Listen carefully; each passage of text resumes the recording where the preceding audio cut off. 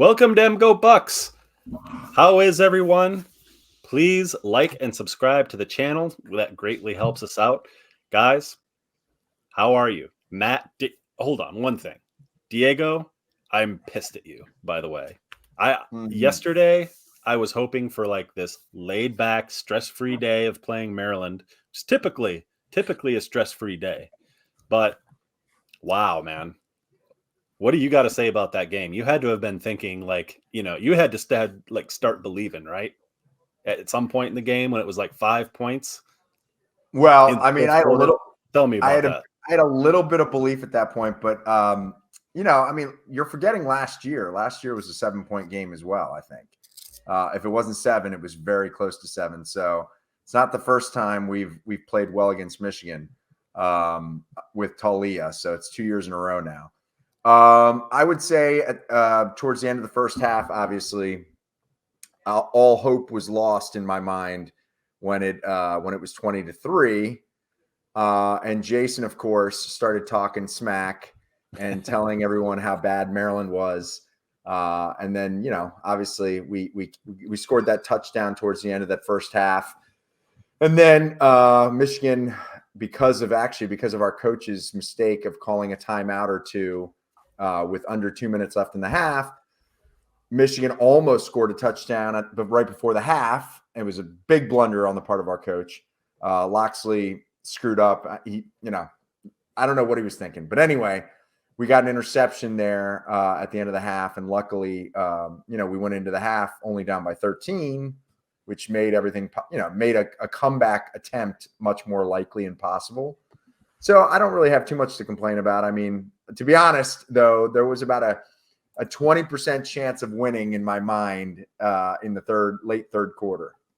Hey, there you go. Hey, and I had to crack open a beer around 3:00. So I'm still a little angry with you, Diego, and for wearing that Terrapin shirt. We held Corum to under 100 yards and under 4 yards a carry. Yeah, it's pretty good. And Donovan under 4 yards a carry as well. I think it was a little ugly. And we also have Jason. We're lucky to have Jason on here too. All Things Blues and Southern Rock. That's his podcast. He's got his own podcast, an awesome one. Just covering like obviously blues, Southern rock, but a lot of rock and roll music, a lot of new and upcoming music. So if anyone's into that, check that out. I actually put a link to that in the description. Oh, you're the best. Why don't you let Jason explain his podcast? No, that was good. I have to explain my podcast all the time. Yes, it is All Things Blues and Southern Rock on all podcast platforms. We do a lot of rock too. We've had Kenny Wayne Shepherd on recently, Frank Hannon from Tesla, Devin Allman, just Charlie Stark. Good stuff. Check it out. We got more things coming up. So if you like music, there you go. I'm doing well, guys. How are you guys doing? I'm doing well as well. But one more thing. Tell them how much better your podcast is doing than this one. Well, it's not on YouTube. So there's no comparison. We have 176 podcast episodes. So that's one thing. We are part of the Pantheon Podcast Network, which is a network of all rock stuff, including the official Metallica podcast. So we have that going for us. But we do not do a live show. We do not do a video show like this on YouTube. So it's actually different. So this is cool because it's live. Heck yeah. Well, yeah. And getting back to kind of the games that we just played, Ohio State played. Wait, can I comment on the Michigan-Maryland game real fast? Yeah, I suppose so. Well, thank you for your kindness. I'm pretty sure that at halftime, Michigan was thinking about the Ohio State game, and that's what happened. And Maryland got a chance to get back in a little bit. But, of course, being Maryland, they were not going to win that game. So, on to next weekend. Heck yeah. Ohio State and Michigan is on the clock officially. For the record, I'm not going to respond to that, but I hate everything Jason just said. Because you know it's true. Because I think it's a little bit false. And because you know it's true. Girl, you know it's true. Kind of troll-like commentary, but whatever. We'll move on. If Talia didn't have that shite the bed quality to him, like Maryland really would do a lot better. He looks so good sometimes and so I would pinpoint like NFL quarterback. To be honest, I put about 6 60 to 70% of the blame when Talia makes a boneheaded play on the offensive line, because he gets so much pressure, especially up the middle. He's constantly trying to just dump the ball, like get rid of the ball as quickly as he can. And if he were to just get rid of the ball every time he had a rush up the middle that was, getting close to sacking him, we wouldn't ever complete a pass. So I think he gets a bad rap in part because of that. I'm not saying he's an NFL quarterback, but I'm saying in the NFL he could. I'm not saying he's an NFL starter, but in the NFL, if he ever got playing time as a backup, or if he did become a starter, you would see that with a good offensive line, he's a lot better than he looks sometimes, especially against teams like Michigan and Ohio State that obviously are of a different caliber. So, yeah, there you go. I mean, Maryland is no Minnesota. Let's just say that. Hey, yeah. I mean, Ohio State played Minnesota, and we don't have Matt on the token. Minnesota's bad though. They're not good. They're not good. Michigan put over. I think they put 52 on Minnesota. So I mean, they're not a good team. But we don't even have Matt here to defend the Buckeyes. We're making fun of him. Matt is off on vacation with the family vacation. I'm half expecting him to pop in, but I don't think that's going to happen. I don't think his wife will let him. He's on vacation in like the Caribbean or whatever. There's no reason for him to get on this stupid podcast. Terrible planning. I mean, this is Ohio State, Michigan game week. It is. And Matt picked this week to go on vacation. I mean, seriously. Two undefeated teams, top 4 teams, easily the best teams in the Big Ten. Yeah. This is how it should be. They should be facing off right before Big Ten championship. Well, I think it's pretty much a guarantee that you're going to have, or that he's going to want to come on before the game at the very least on Friday, like a preview. Yeah. Oh yeah. Yep. We'll do another one this week. I don't think anybody's clamoring for Matt to show up, so I don't see any comments yet. But listen, for those who are watching right now, please put your comment in if you miss Matt. I'll appreciate that. And if you don't put anything in, we'll just assume you don't. That's right. Well, That's Matt, right. I mean, let's be fair. Matt does provide the most detail about the actual Buckeyes, when it comes to, statistical analysis, when it comes to the roster and things like that. So, I mean, he provides some value. Let's be honest. He does. And so I want to ask you two slight outsiders. I know, Jason, you live in Ohio, so you're not necessarily an outsider. And I live outside of Columbus, and the kids go to Ohio State. Yes. But you're not a diehard. But you and Diego, real quick questions. And Michigan and Ohio State both have some injury problems right now. Michigan had some key injuries in that game against Maryland. We had their left tackle, and one of your DBs almost took the head off of our. Your receiver, Roman Wilson. Your receiver. And the potential targeting call. Yeah, and I don't even know what targeting is. I could flip a coin a lot of times when they go on target and say they're looking at targeting. I flip a coin. Seriously. Did you hear the commentary about that? I don't know if it was Joel Klatt and then whoever they had targeting. Well, yeah. Basically, if it's forcible contact to the head or neck area, even if it's a shoulder and not a helmet to helmet type thing. And there's a defenseless receiver or defenseless player, then it's basically targeting. And they were surprised actually by the Maryland player not being thrown out of the game and just being given a unnecessary roughness call or whatever it is, or whatever it was. And then same thing with the Michigan player. Michigan player hit, I think, Talia after the whistle, and he hit him with the shoulder as well to, what you could argue would be the neck area. And he also was not ejected for targeting. So they called it consistently, but both times I think the announcers and the ref that they have in the booth or whatever basically said that was in fact targeting. So yeah, I agree. So I don't really know what it is either. But I think we know what it is. I think we know what it is, and what it is something we don't like. Something that's going to be called an awful lot. It's just up to the interpretation of that particular referee on that particular day. No, it is, but it's written in a way where most hits that would seem innocuous to a fan that are in the head or neck area or even close, even with the shoulder instead of a helmet.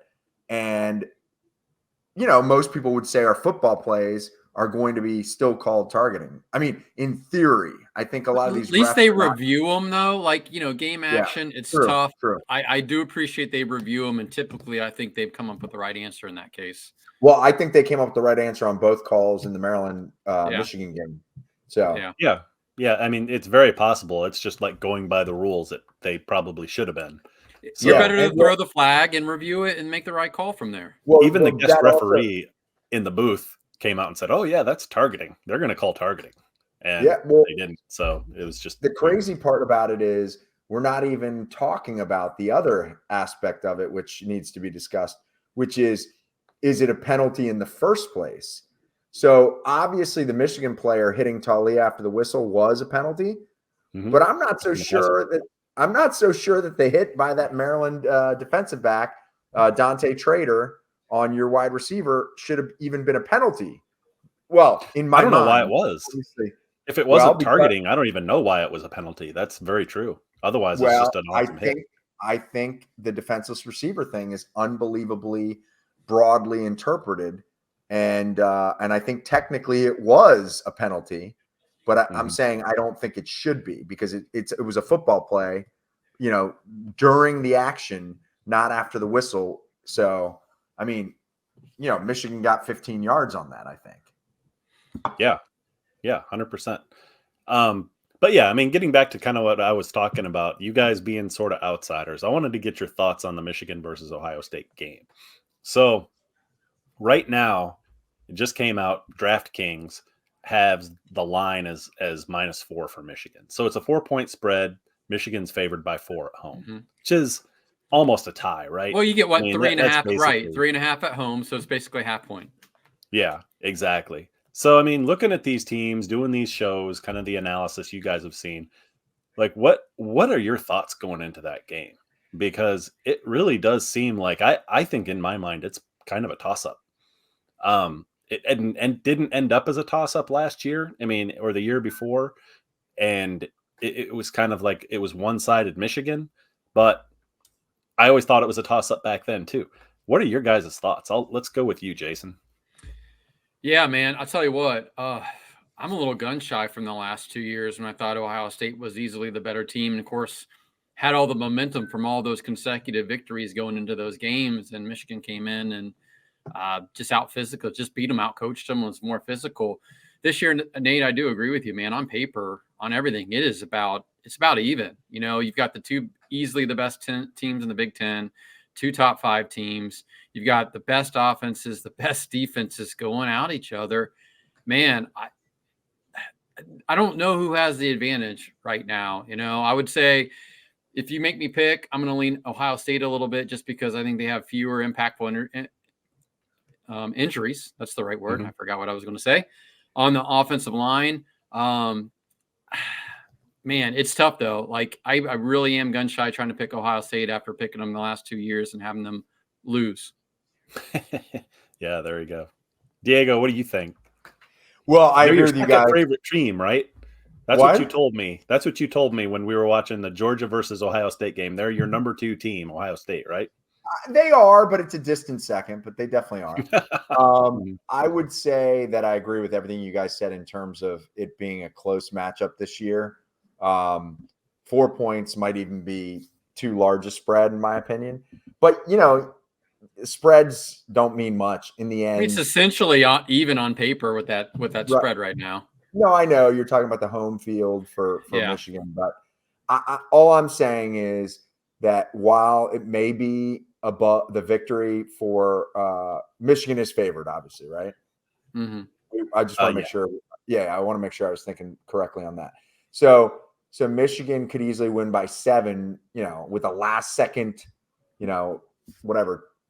I mean, I don't even want to go into the math of it, but basically what I'm saying is the spread to me doesn't really matter that much. I think it'll go down to one of the final possessions, if not the final possession, right around the final possession. And I mean, I lean Ohio State, but part of that is colored by the fact that Ohio State beat us worse than Michigan did. And I don't believe the transitive property actually works in college football or in football in general, but that's part of my thinking. And I know it's not, I know it's not a really good reason, but it is going to be close. And the other factor I think that everybody's thinking about, so it's not, a unique thought, is what's going to happen in a very close game without Harbaugh versus what would have happened with Harbaugh. So I'm one of these guys. Yeah, I'm one of these guys that think. Sorry, I said I don't trust Ryan Day necessarily either. He's not really shown the ability to get past Michigan or big games regularly. Well, I mean, I think. Let's assume Sharon, or is it Sharon? I always screw that up. Sharon Moore. Let's assume Sharon's a good in-game coach. I would say that like the difference between Sharon and Harbaugh shouldn't be huge in terms of the typical game, but in a game this close, it could be the difference. So that makes me lean Ohio State more because I think a guy like Harbaugh, he's shown he can beat Ohio State the last 2 years, and I think with their signs. What'd you say with their signs? That's another factor. Who knows how effective those signs were? We'll never know. Well, let me ask you guys a question then. So the two emotional keys for each team, which one has a bigger advantage? The lack of Harbaugh for Michigan and the kids playing kind of for everything that's going on against University, or the revenge factor with last 2 years in a row, Michigan coming in and kind of kicking Ohio State around, and those kids who are seniors really wanting to go out with a win against Michigan. So who has the advantage? Well, go ahead, Diego. I want to hear you. Okay. Well, I mean, I would say conventional wisdom says that the lack of Harbaugh could be equally negative. It could be more negative than positive. The motivation, is always there to beat Ohio State, but now you're missing your coach and maybe you're not as focused as you would be with Harbaugh there. And Ohio State, I think, pretty much has, more incentive to win this game, having lost the last two. So I don't know. I would give it to Ohio State. I think Ohio State is going to be more driven and, champing at the bit, to use it correctly, because I think people say chomping at the bit. They do. Mm-hmm. Champing at the bit to beat Michigan.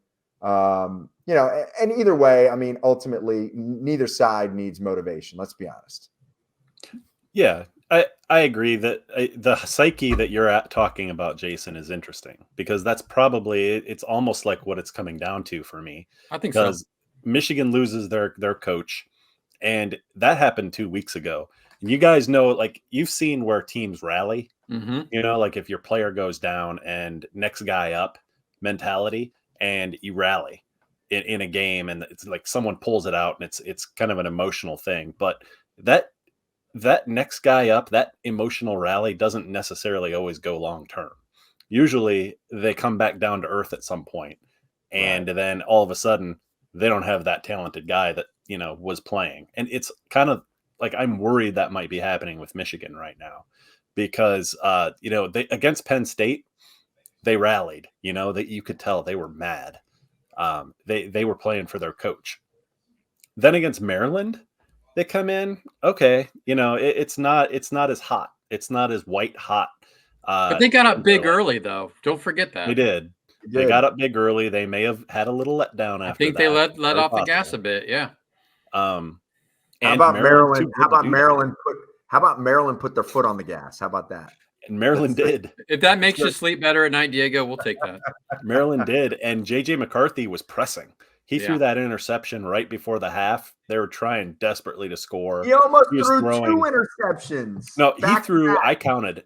JJ threw at least four passes that should have been intercepted in that game.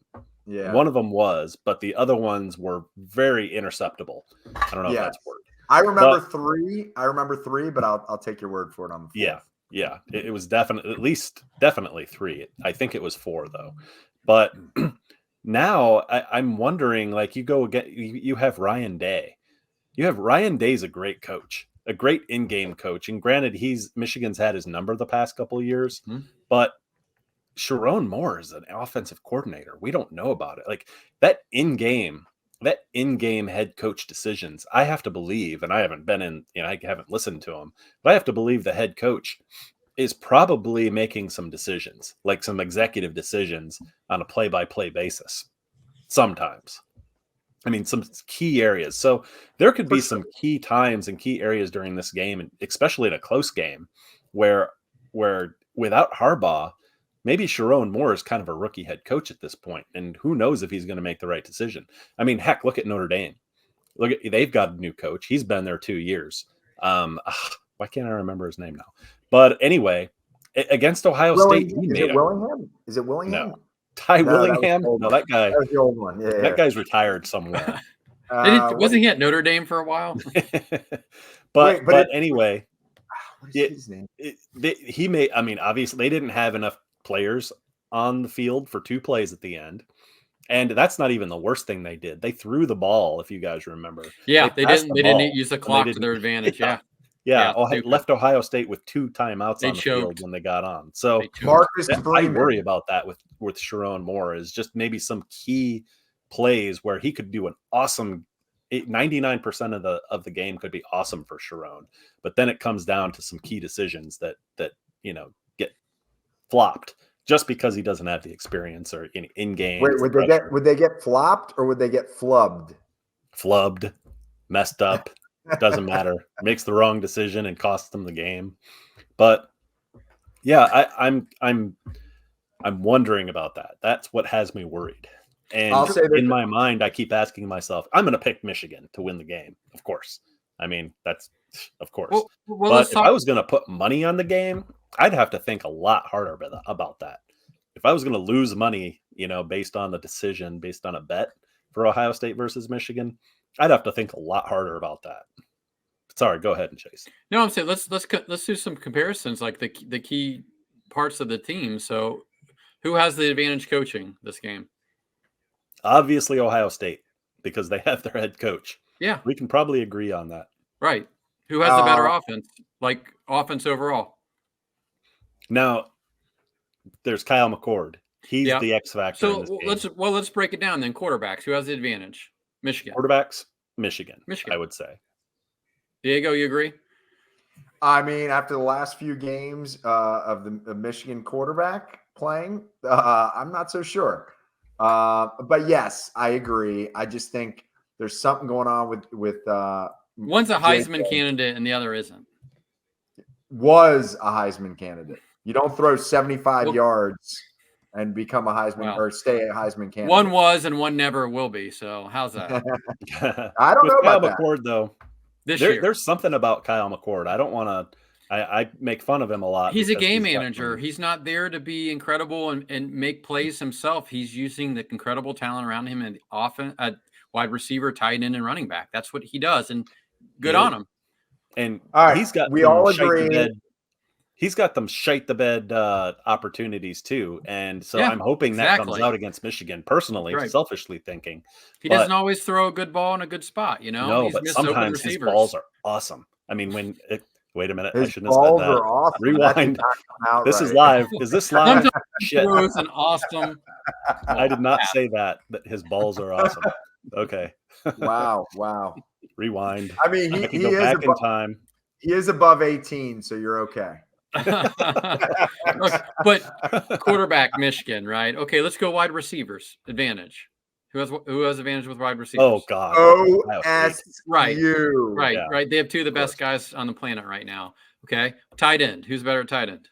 Well, that I've heard debated. Got one good tight end. Michigan's got 2 good tight ends. Let's just call that a wash. Well, Michigan lost Schoonmaker last year. So he plays for the Cowboys. And I was shocked he went in the second round. I think second, right? Nobody cares about Cowboys football on this. Overdrafted. Michigan has a couple really really good tight ends. One of these days your lung herpes is going to go away. No, I think it's COVID cough and he won't admit it. You need a This is Valtrex due to another inhaler, one. Nate. A Valtrex inhaler. I already tried that. All right, let's go running backs. Who has the advantage? So Ohio State. no, I don't think Ohio State has the advantage. I think that Travion's been playing Travion awesome. Henderson. He's been playing awesome Way the more last few depth. games, and he's had a good year. He's like probably back to being what he was as a freshman, I would say. It's not quite that good. His yards per carry are not quite that good as when he was a freshman, but they've been playing some bad teams since he came back. I mean, he didn't have to play Penn State. You saw If what he'd have Maryland played did. Penn State, we don't know what he would have done against the only really good defense. You saw what Maryland did to your running backs. Yeah, it is. I mean, Michigan does not have as good of an offensive line, but if we're going down that road, offensive line is probably the next. I would say in pass protection, I think Ohio State has the better offensive line. In run blocking, Michigan does. Then I think that's probably even with the injuries they just suffered. Yeah, I think so because the left tackle's coming back. Okay. Wait, so do you got? Well, yeah, but he might come back. Coming back. He might be coming back injured. Hopefully not. He might not be as effective. I mean, let's be honest. Like, I think Maryland, when I was talking last week about the matchup with Michigan, I was saying, Maryland has all their players back that were injured against Nebraska. We were missing 5 players, and a lot of those players came back the following week or the week after that, but we lost 4 games in a row, and I think it's because those players were not at 100%. So I'm curious to see if Michigan's injured players from the Maryland game or from the week before, if they do come back, like the left tackle, are they going to be effective? The starting left tackle never even traveled to the Maryland game. We had the backup playing against Maryland, and then he got hurt, so they had to shift. Oh, I didn't even know that. Ladarius Henderson. Yeah, Ladarius Henderson is the starting left tackle. He was out, so obviously he's injured. They're saying he's going to be available to play next week.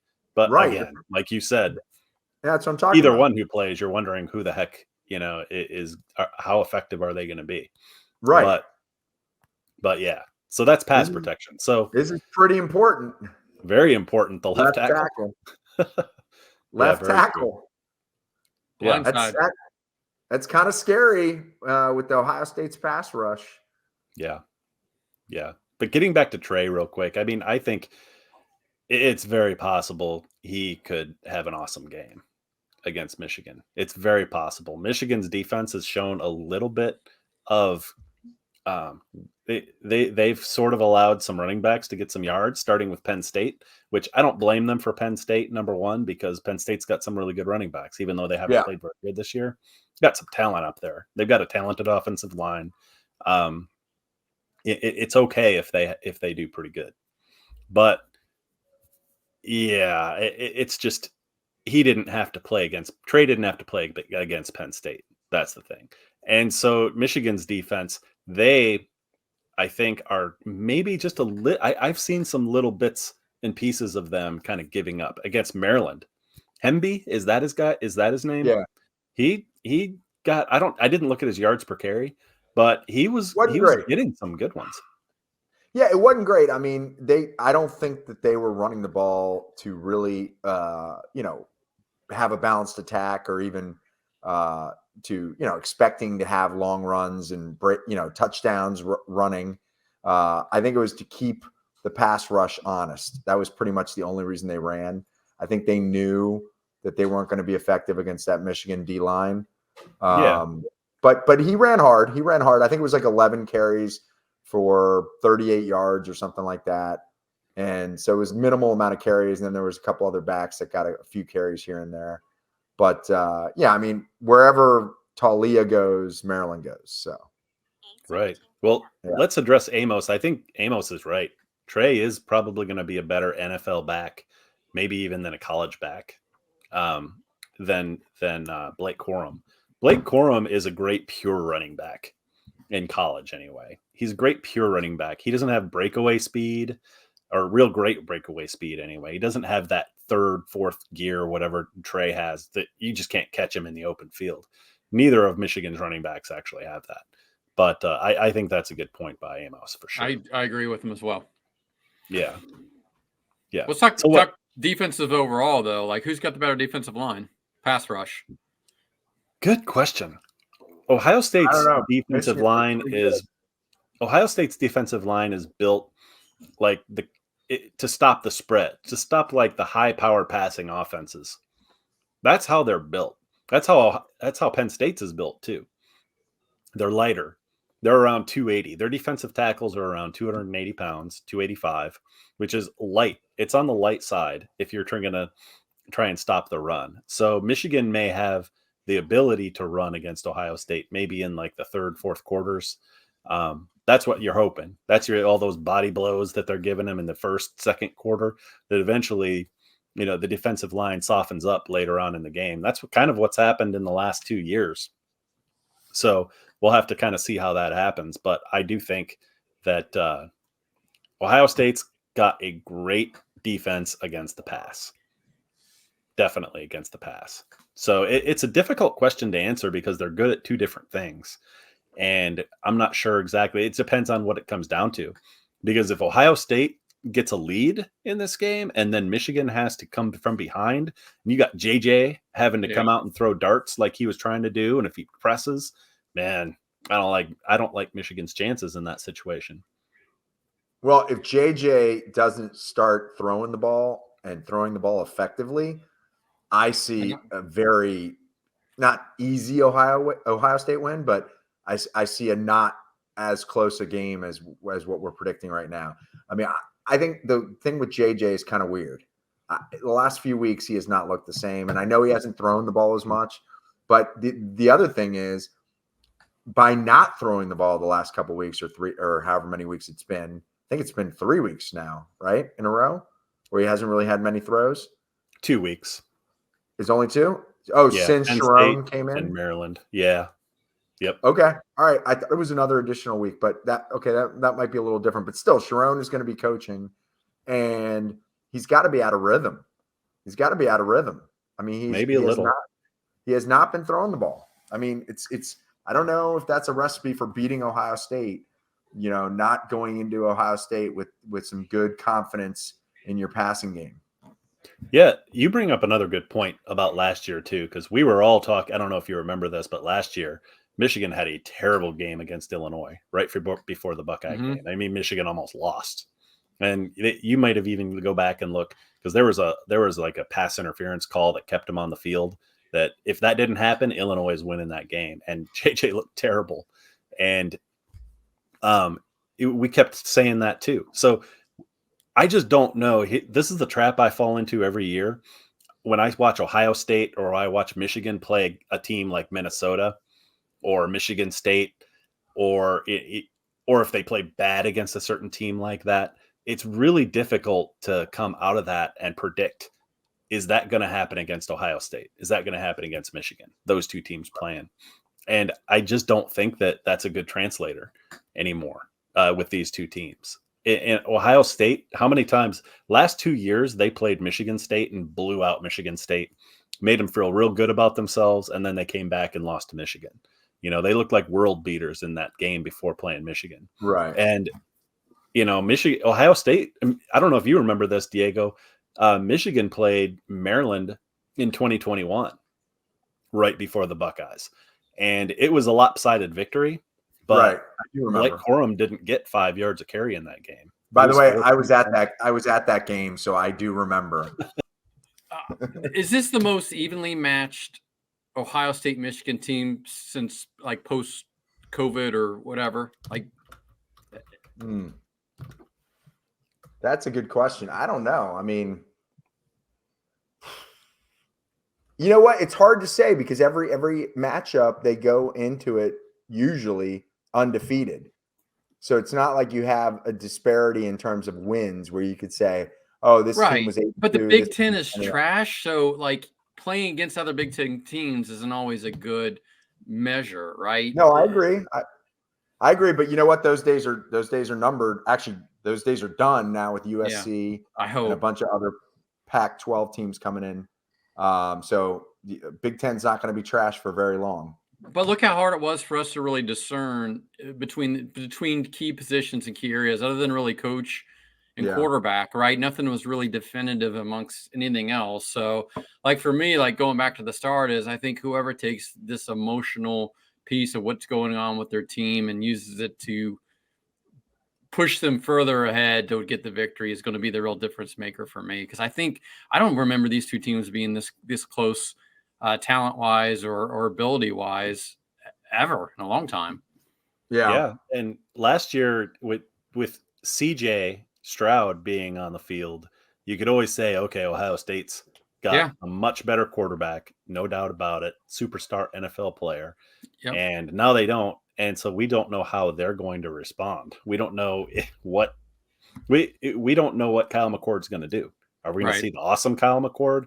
Or are we going to see the one that throws interception-worthy passes every? You just need Kyle McCord to not lose a game. That's what you need. That's the Kyle McCord you need, is the guy who's just there letting all the stars do all the work around him, and he doesn't lose it for anybody.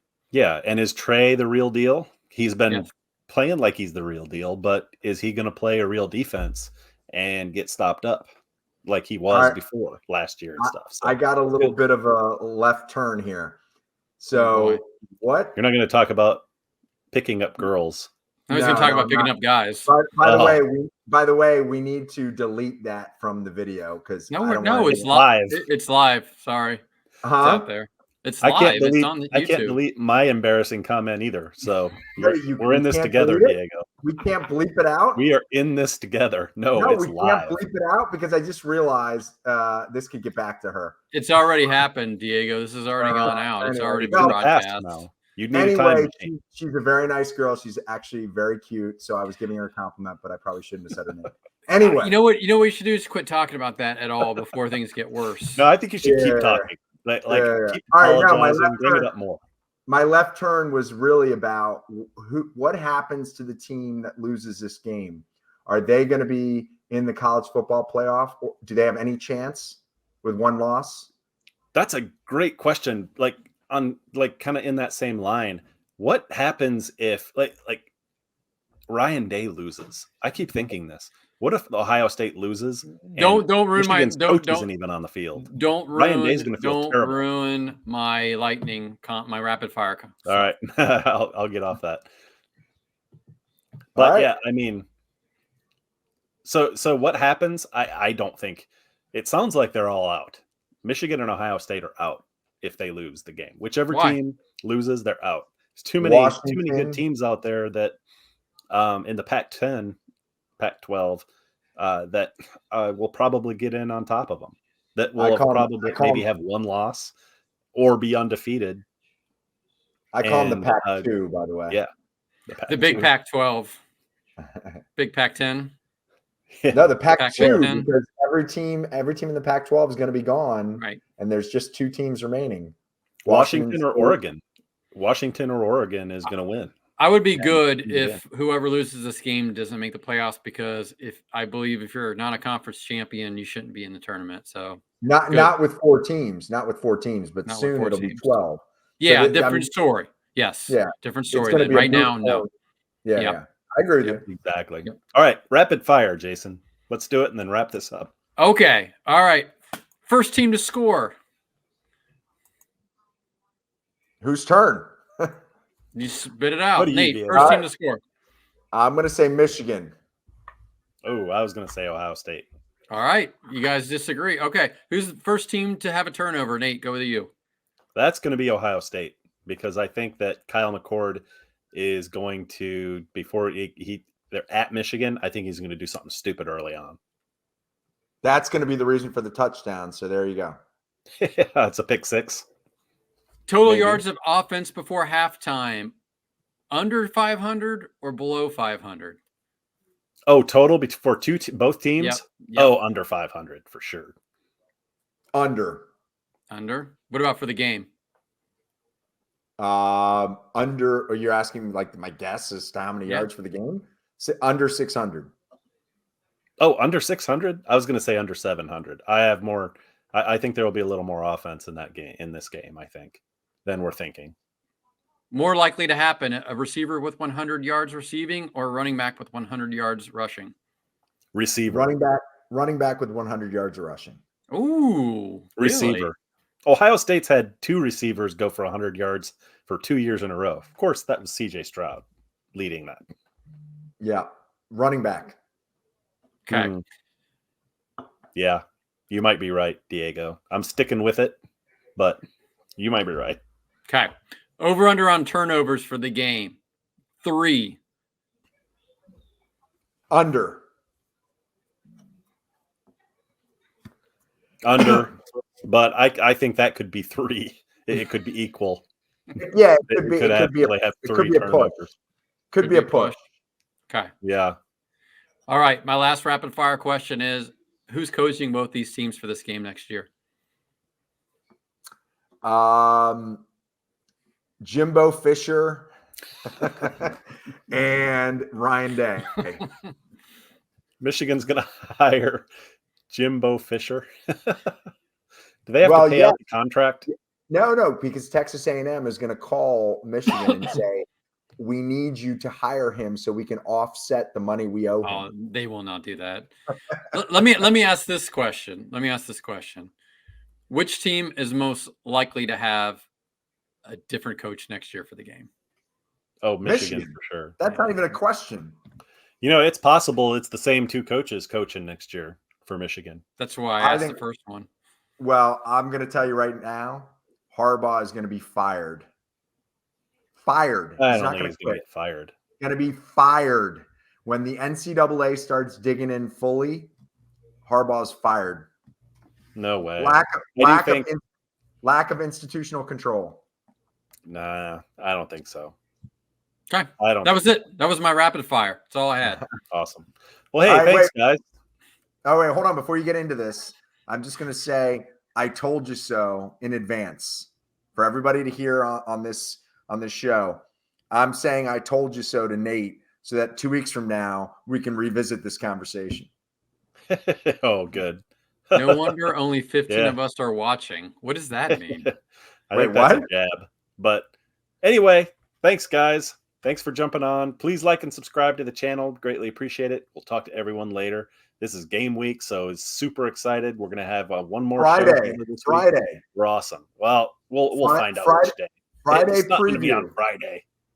No, we're going to do a Friday preview. No, we're not doing a preview on Friday. Yeah, not on. I don't know about Friday. We're not going to say that. Now we're getting comments right as you guys are getting ready to sign off. All of a sudden, everybody's like, "These guys are getting ready to drop off. Let's throw some comments." Exactly. Hey, that's all right. We'll show it. Very little confidence in the Michigan offense. Very true. Very true. After the last couple games, that's what's going to do. I'm probably mispronouncing exactly. Thank you guys for watching and commenting. We'll do better next time when Matt comes back because he's the fan favorite. And he's the fan favorite. I guess. I don't know. I mean, is anybody a fan favorite? We know it's not Diego. Yeah, no, definitely not Diego. All right. Thanks, guys. Have a good one. Talk to everyone soon. Guys, thank you for watching. Thanks for having me on.